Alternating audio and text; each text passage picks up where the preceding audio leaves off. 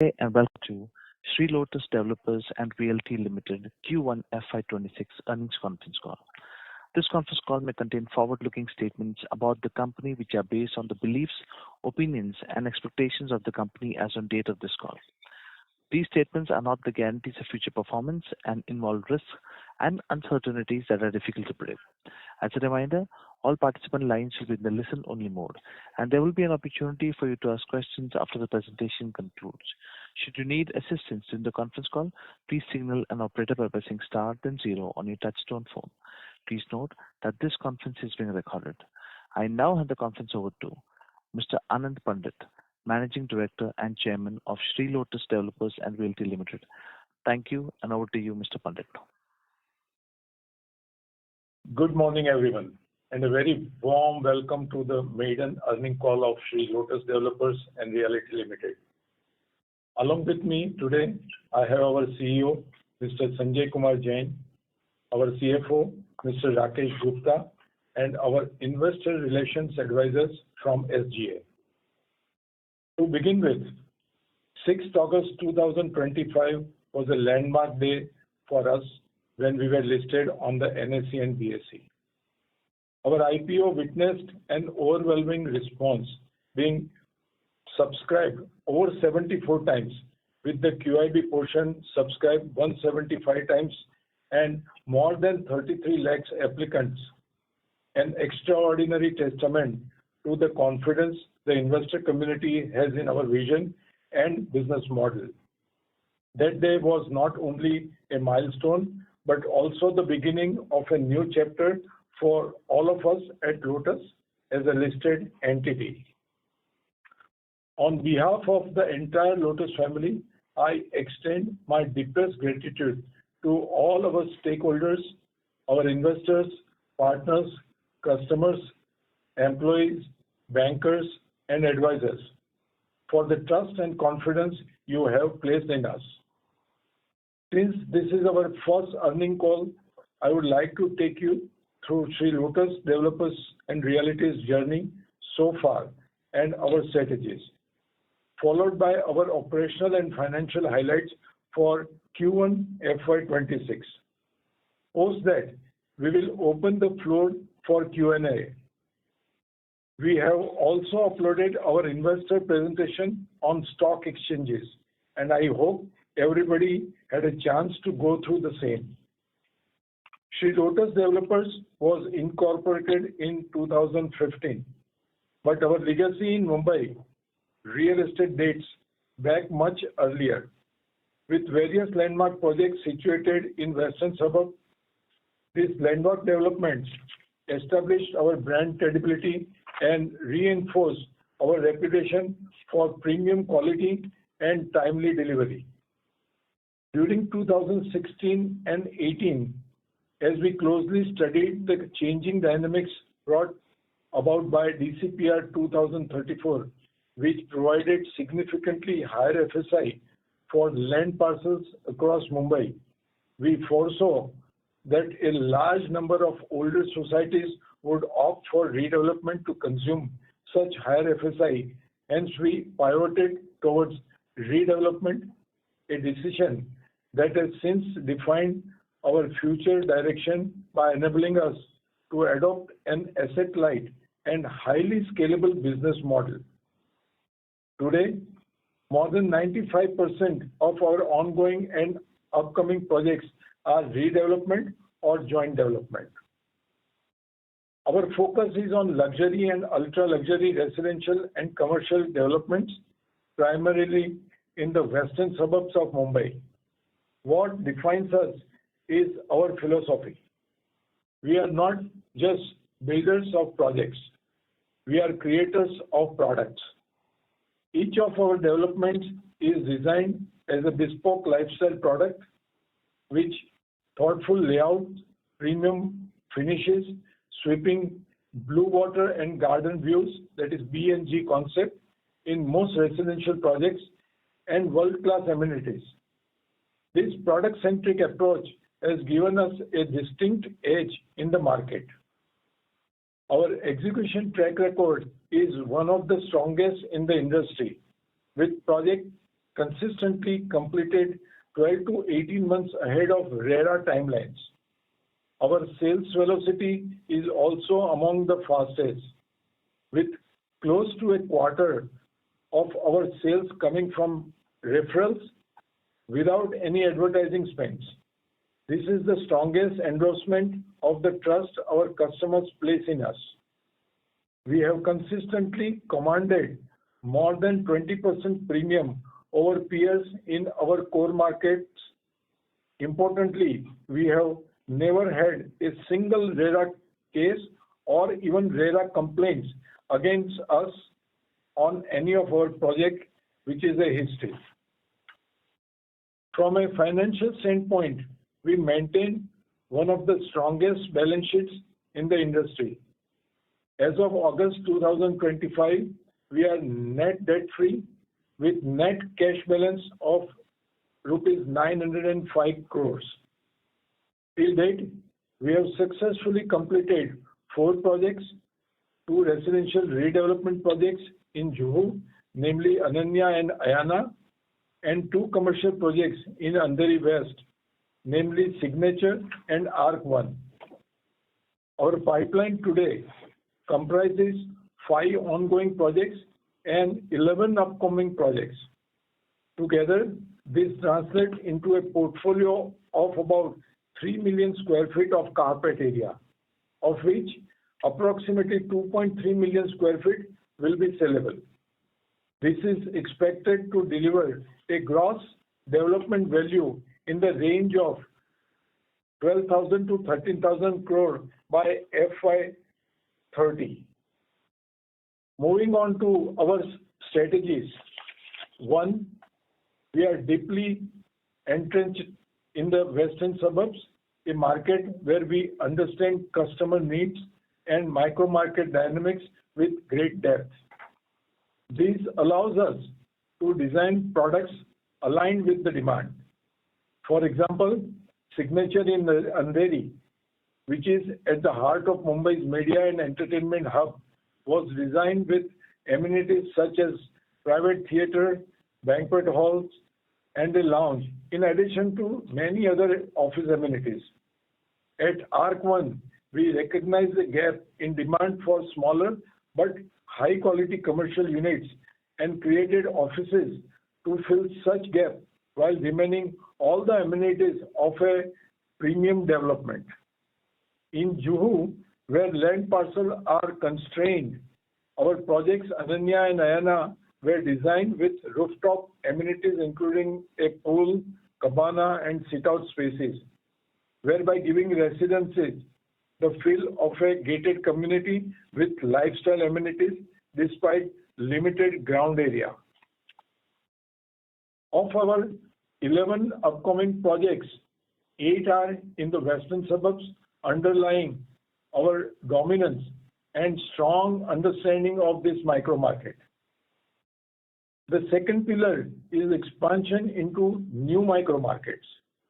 While western suburb remains our stronghold, we are expanding into south central Mumbai with projects in Prabhadevi and Nepean Sea Road and other micro markets.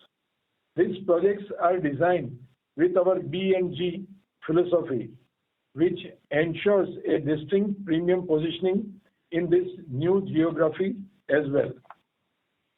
The third strategic pillar is our asset-light model.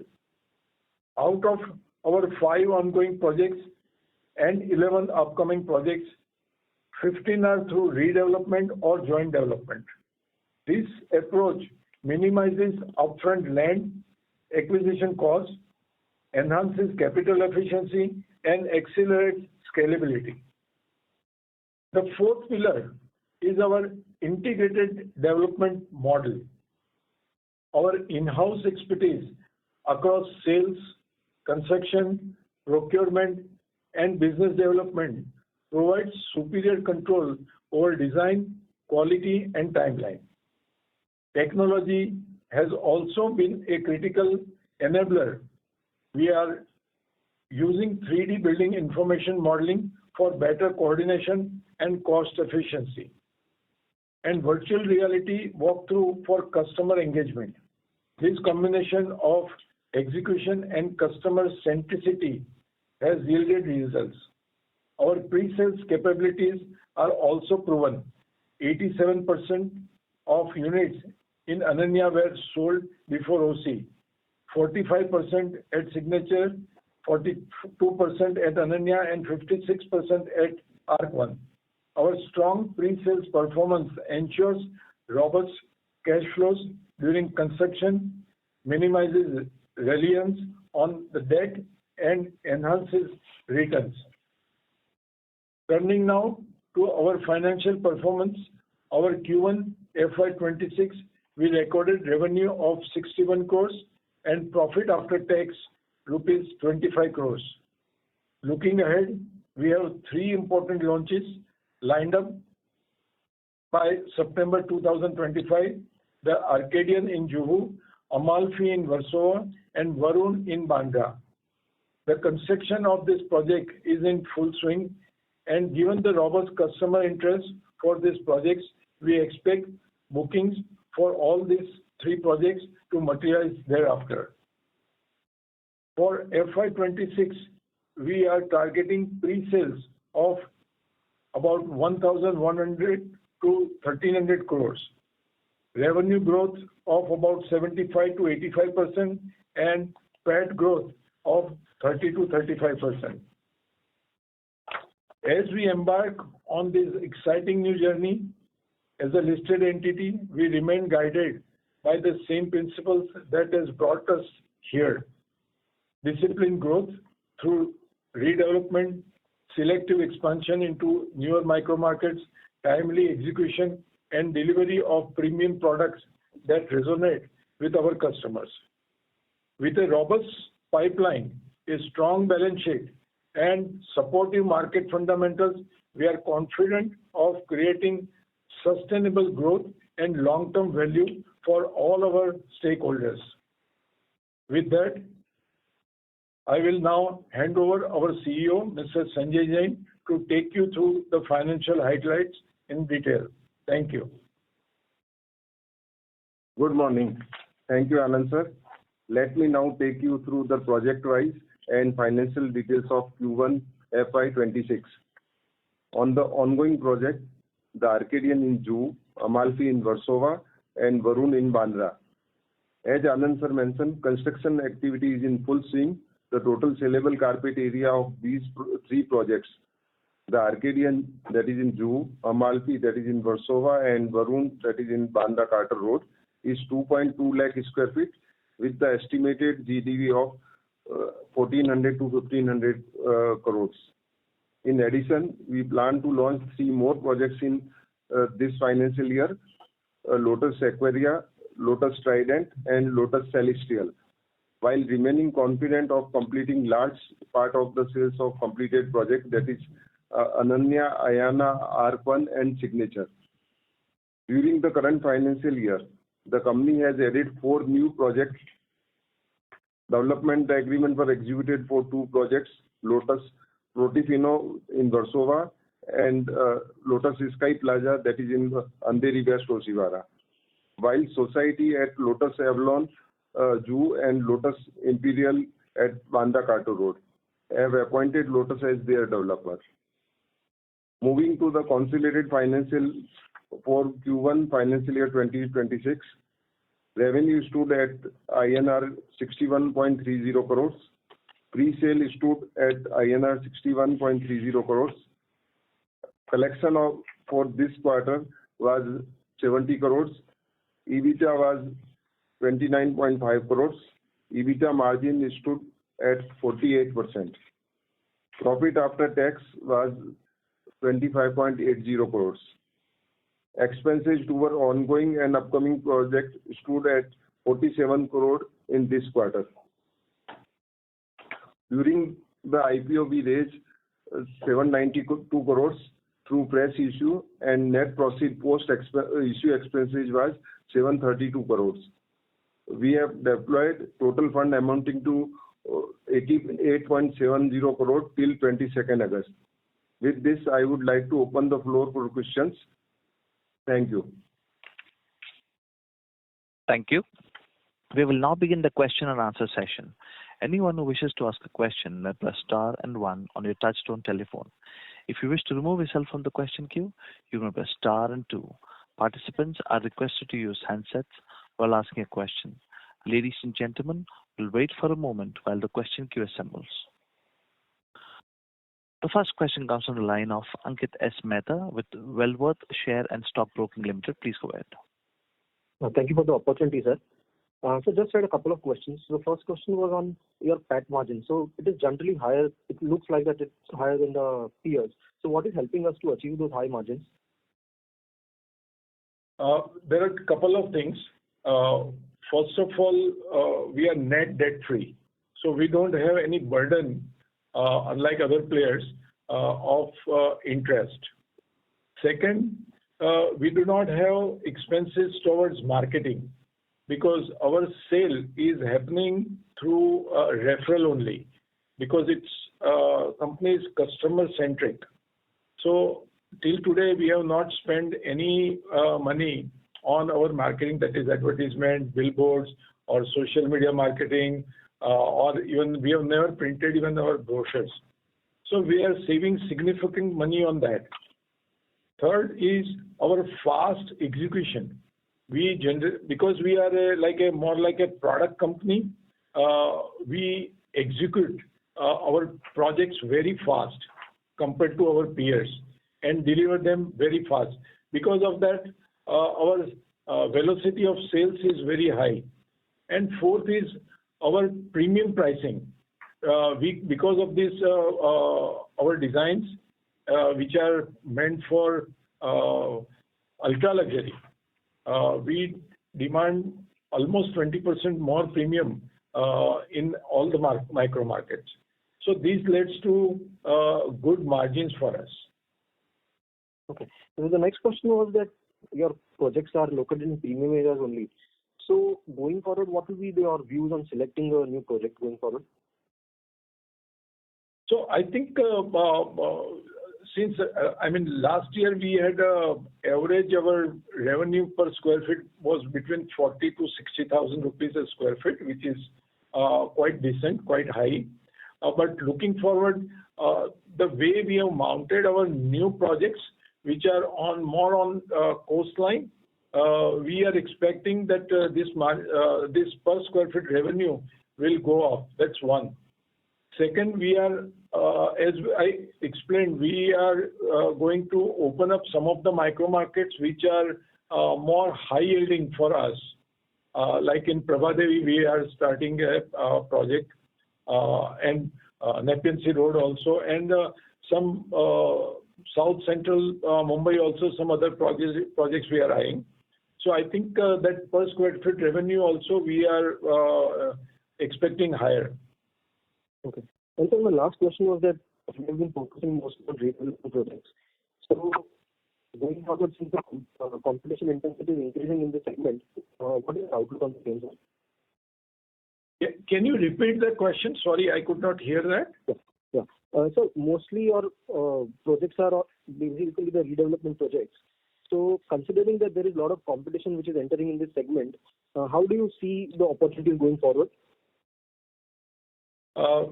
First of all, in redevelopment project, I think we are we have got a lot of experience, first of all, and we have got first mover advantage.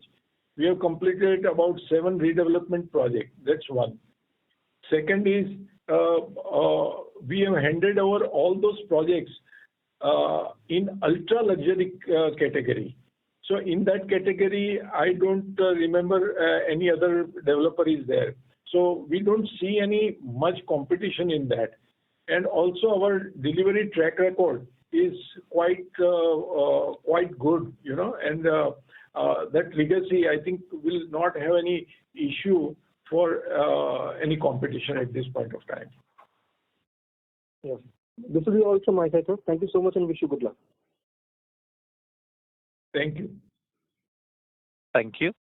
Next question comes from the line of Mohit Surana with Monarch Networth Capital Limited. Please go ahead.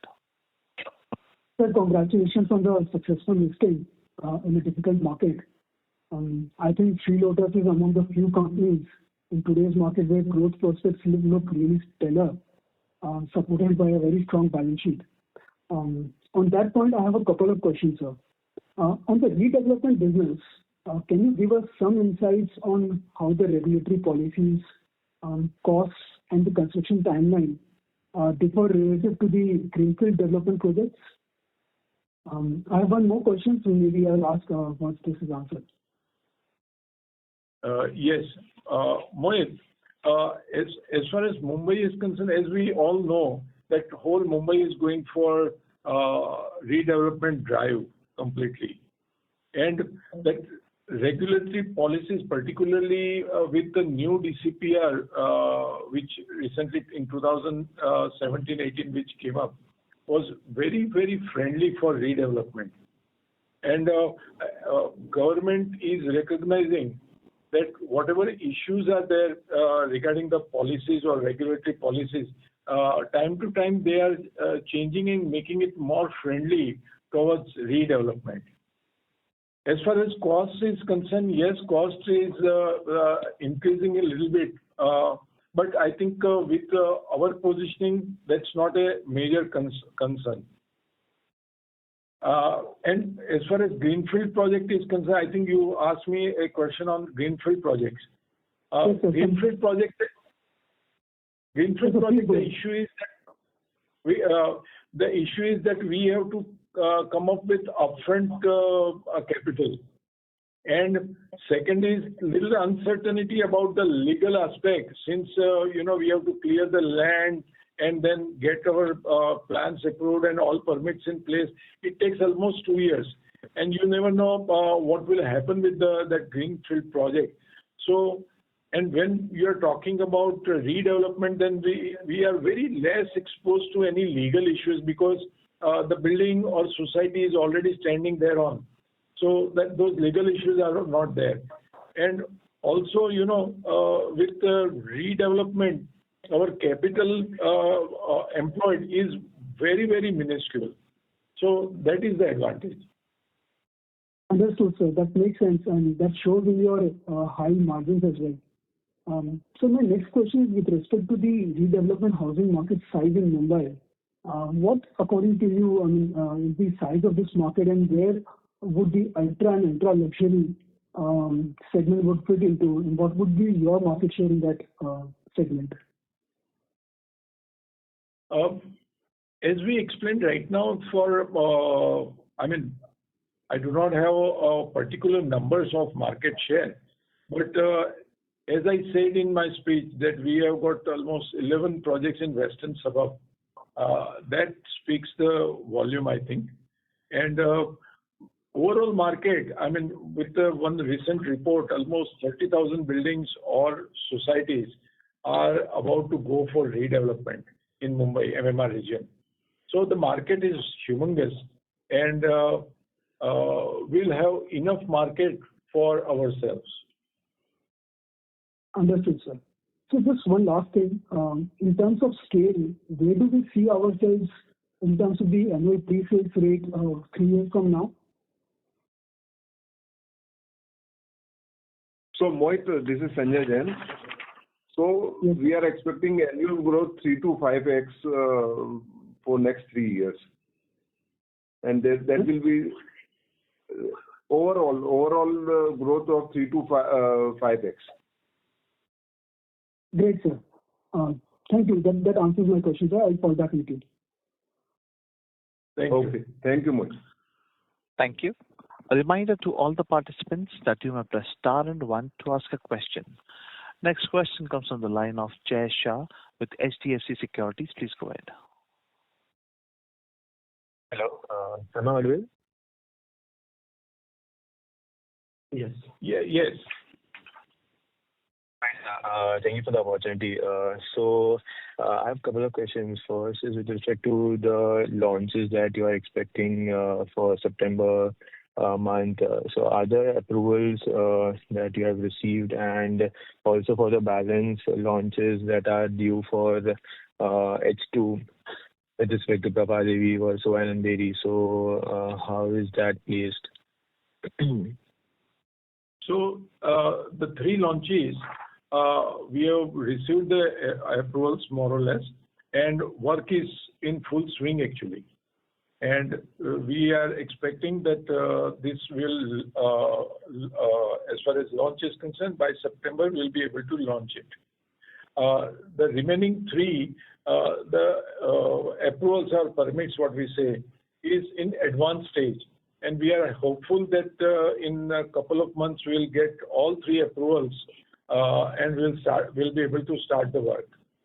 As far as Prabhadevi is concerned, we have got in principle approval. So maybe within 1.5 months we'll be starting that work. Okay, and these launches would be like any phased launches, or would be like you will open full building that you are planning to sell out? So Jayesh, what we do is a little different than the typical real estate company. We don't straight away launch. As soon as we get our approval, we don't straight away launch. We see the market and how it's ripe. Depending on that, we'll be launching that. But yes, what you are saying is correct. We'll be having those permission to launch it. Okay. Also, on the demand side, so how do you see the demand for the segment that you are building in, and with respect to the cash reserves that you are having, any new micro market you would be planning to add post the 4 projects that you have added in this current year, which is one in Versova and Oshiwara, and then Jew and Bandra. The total of that GDV, I guess, is around 2,000 to 2,100 crores. Suppose that, are you like eyeing any other micro market or any BD in this year? Yes, in fact, this financial year we have added 4 new projects already. And as I said in my opening speech, we are going to start and open up new micro markets, definitely. And all these micro markets would be more high-yielding micro markets. So balance sheet will become more and more stronger. As far as this year is concerned, as I explained, we have got 3 projects will be immediately launched, another 3 in this year, so total 6. And after this financial year, next year also we have locked in about 7 to 8 projects already in pipeline. So very, very strong pipeline, and considering this both means 6 this year and 7 to 8 next year, is almost GDP is about 12 to 13,000 crores. Okay, just on the BD that you have added in this year, which is in Versova and Oshiwara. So can you provide me the GDV of each project that you have added, the 4 projects? So, yes. Yeah, there's Sanjay Jain here. So these all 4 projects we added, the estimated GDV is approximate 3,700 to 4,000 crore is there. 3,700. Okay. Yeah. Okay. And lastly, so just wanted to like know the timelines for these projects that you have added, which it will be around in FY27 or in FY20.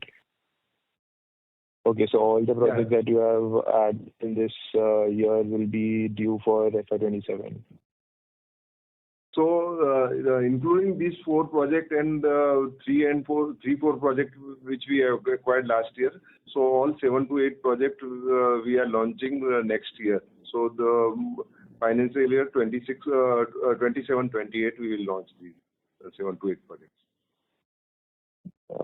Okay, because like your peers had faced many like clearance issues with respect to NGT. Now the Supreme Court has currently given like permit to the state government to provide the clearance and to provide the approvals.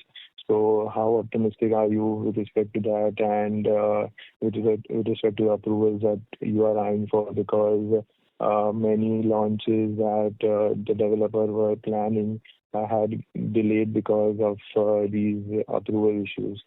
So how do you see this?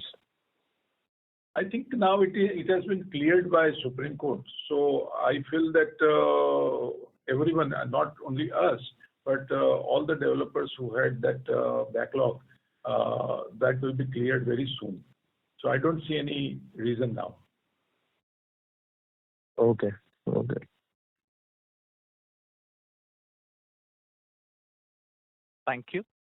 Next question comes from the line of Ritvik Seth with One Up Finance. Please go ahead. Hi. Good morning, sir. Sir, just a couple of questions. Firstly, sir, you mentioned that we are looking to launch 6 projects in FY26 with 3 in September itself.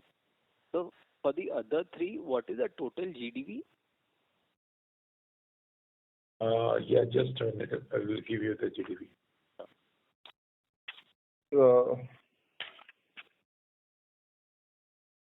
So we are launching these 3 projects and other 3 projects. Total 6 projects we are launching, and the current year pre-sale from this is around 750 to 850, and the GDV is approximately 2,000 crore for the year. For that 3 projects, separate new projects. Okay, so total GDV of all these 6 projects will be 3,500 crores approximately. Approximately, yes. Right. Okay. And out of this, 750 to 850 is the targeted pre-sale. Yes, during this year. Got it. Okay, sure. And sir, you have also mentioned that for the 3 projects that we are launching in September, you have started construction. So, sir, can you give us a sense of what is the total investments that have gone in these 3 projects till date, right from from DA till say June 2025? Investment done by project? Yeah. Total investment is for all these 3 projects is already we have incurred 165 crore. Okay, cumulatively. Cumulatively. Okay, sure. Okay. And sir, on business development, someone asked earlier on the call, but just to get a sense, we have already acquired projects worth 4,000 crores. So, what is the target for current year and next year? For business development? Yeah, to acquire new projects. Yeah, I mean, see, this is like every time we get more and more new opportunity. But as far as our pipeline is concerned, for this year, next year, we have enough projects. But we'll be looking for some good projects. As I said, this year also, this financial year also, we locked in 4 projects. And there are many number of projects which are in talks or tender level. So we are hopeful that another, 4 or 5 projects will be able to get it in this year. Okay, got it. And so this 900 crores of cash, what can be the approximate number of projects that you could acquire with this in terms of GDV, assuming all are redevelopment projects? So normally what happens in the redevelopment, our investment is 10 to 15% of the revenue. So typically, if we see that our net worth as on 31st March 2025 is 932 crore, then the 732 crore net IPO proceed added, and this year profit will be added. So it will be roughly around 1,800 to 1,900 crore. So that will be give the say around 10,000 to 12,000 crores project of the GDV we can easily execute. Got it. And just one last question from my end. So you mentioned growth of 3 to 5x in the next 3 years. So this would be for pre-sales? We are following the percentage completion method. So in our case, normally what happens, the pre-sale and the revenue, the difference will be not 10 to 15%, is always 10 to 15%. So the both figure will be same, and our project cycle is less than 4 years. So normally 3 and to 4 years, we will recognize we will are able to sell the project. So you can consider the both pre-sale and the revenue. Okay. Okay. Great, sir. Thank you and all the best, sir. Thank you. Thank you. Next question comes on the line of Abhisar Jain with Monarch AIF. Please go ahead. Yeah. Hi. Good morning, Mr. Pandit. My question is on your asset-light model, which is, I think, quite commendable how we have scaled it up to this level.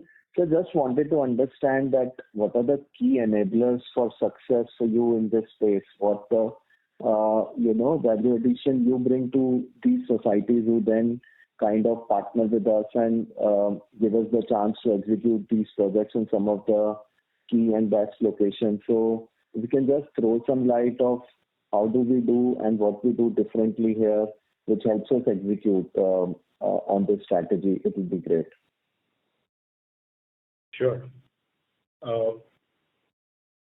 Sir, what we do differently is we treat them as our partners. The societies, we treat them as partners. And we don't treat them as old tenants. We treat them as our first clients in that project. That's number one. So that respectability we give to them. Second, there is no differentiation between old members' apartments and new members' apartment or sale apartments. Absolutely, there is zero differentiation. So they are absolutely at par. So which is what they like. And third, we execute this project like a greenfield project in the manner like what we would do for greenfield. And again, we don't consider this redevelopment as redevelopment, but we consider that as a development project. And we try to complete those projects as ultra-luxury project, even though it is a redevelopment project. So this is how we have become very successful, and our societies particularly like this attitude. Also, when it comes to society, we have got extraordinary experience. Our experience in redeveloping in ultra-luxury is very, very unique. Third, our customer base is also very unique, and that is what they like. Fourth is kind of apartments we give them fully loaded and unparalleled amenities what we provide to them. That is what they like. Our track record of execution and handover with OC is extremely good, and that is also again they like. So this is how we differentiate ourselves from the clutter. Understood, sir. Also, in terms of approaching these kind of societies for the future such projects, is there a dedicated team or a separate effort which you make to find out these societies, or has it become now a case where even the societies approach us directly? So generally now, since we have made our brand in redevelopment, ultra-luxury developer, we get invitation. And all the societies, who wants to redevelop, they think about Lotus as one of the partners.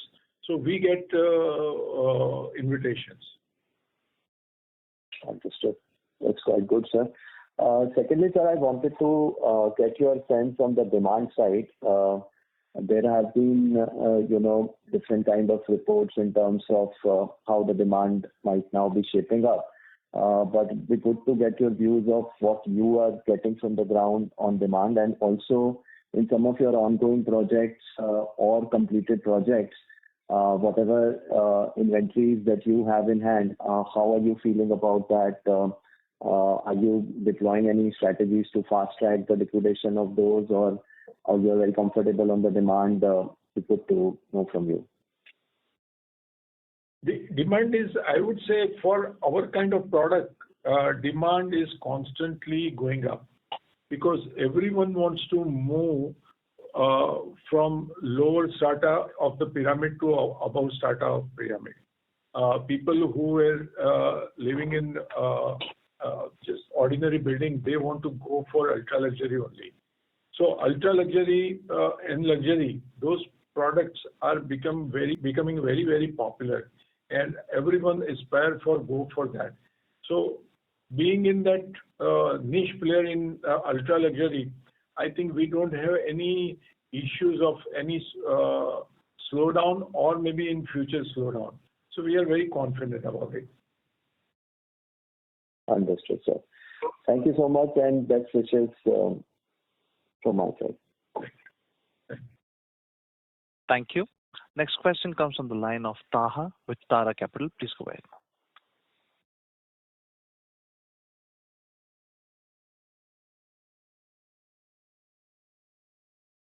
Mr. Taha, please go ahead with the question. Yeah, am I audible? Yes. Hello. Yeah. So, congratulations on listing, on exchange listing. So, I have a couple of questions. First is, if I look at your pre-sale target for FY26, it's around 1100 to 1300 crores. But in quarter one, you have like 61 crores. So it's quite less as if we divide this number into four. So how are you gonna achieve this 1100 to 1300 crores, and why is the pre-sale number so less in quarter one? So Taha, yes, Q1 revenue and PAT are modest when we look it as in isolation. But this is the nature of real estate cycle. Quarterly revenue recognized depends on project milestones. And as we all know, this is not like any FMCG or IT. But yes, we can explain you. So this is Sanjay Jain. So from this financial year, the percentage of the pre-sale come from the completed project from is around 25%, and the balance because of the three new launch that will contribute around 750 to 850 crores for that, and three more new project will be on the second half of the financial year. So that will contribute around 100 to 150 crores. So because of the not launch of these six projects, so the major part of the revenue is coming in the later part of the financial year. Okay, got it. Oh, got it. So there wasn't any launch in quarter one. That is what you're saying, right? Yes. And the pre-sale got it. Okay, got it. And my second question is, can you elaborate what is the inventory level we have on our launch project so far?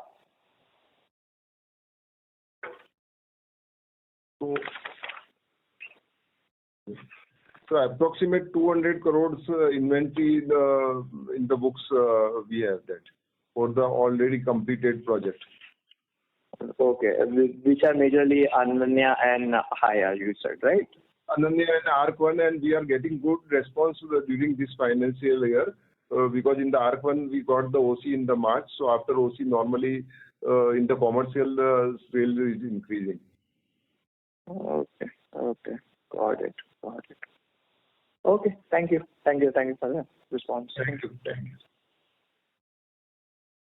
Thank you. Next question comes from the line of Sanjay Kular with ACME Investments. Please go ahead. First of all, compliments to you, Anand Bhai, for delivering good results in the given circumstances.